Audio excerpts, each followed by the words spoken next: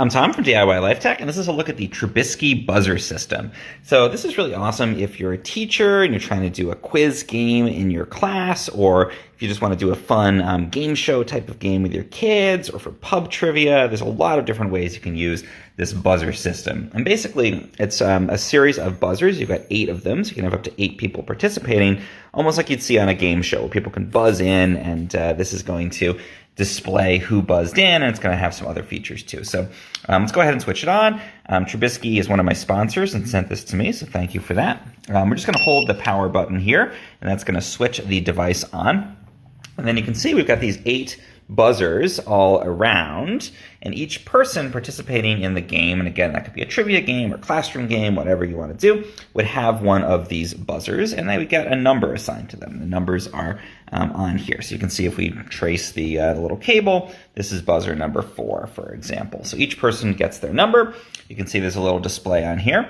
Now we press the green button, this is going to start the game. So imagine, I asked a question like, what color is the sky? And then as soon as I finished answering that question, I press that button. And as soon as I do that, all the buzzers are going to turn green, indicating, okay, you can buzz in. And say player number 4 is the first one to buzz in. They hit their buzzer.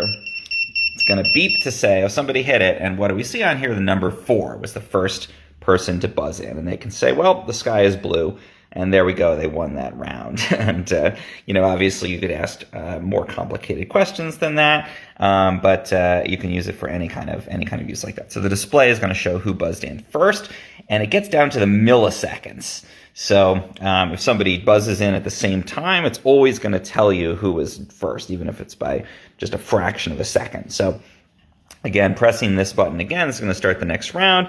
Watch when I do this, all the buzzers go green again. So if I ask the next question, press the button, somebody else could buzz in. In this case, it's buzzer number 7. It's connected over here. So it allows you to see which player buzzed in. They can answer the question.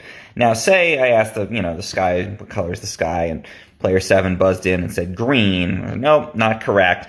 What I can actually do is continue the round. I'm going to press the yellow button here to do that. And watch when I do that. Say I'm going to ask it again, their buzzer is going to not light up. They're ineligible because they gave the wrong answer. Everybody else's buzzer is going to light up. So someone else could buzz in, player number 5, and they could say, well, the sky is red. Nope, not correct. Start it up again. Now both of these players are out, and you can keep going with the round there until somebody gets the right answer. And then again, you can just start the next question there.